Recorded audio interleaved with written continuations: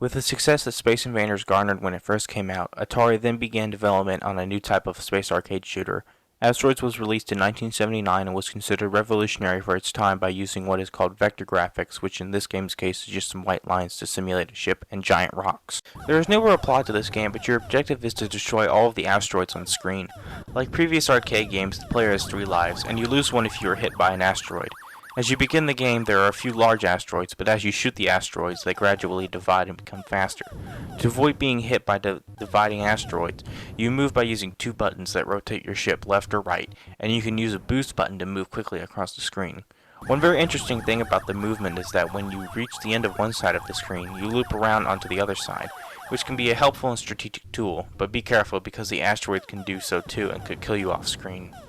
The music is very similar to Space Invaders in that it's mostly just beeps and boops.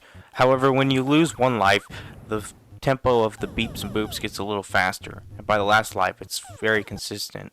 Asteroids was yet another big hit for Atari and was praised for its use of the vector graphics.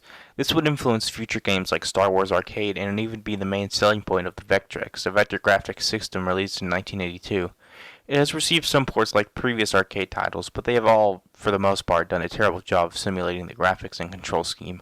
The most infamous version, in my opinion, is probably the Atari 2600 port, which is by far the worst version of the game. Overall, though, the game is very fun, but it can also be very challenging at times. Next time, we return to Japan with a little company called Namco, which would release perhaps the most influential and recognizable video game character of all time, Pac-Man. Until then, this is Arcade Chronicles.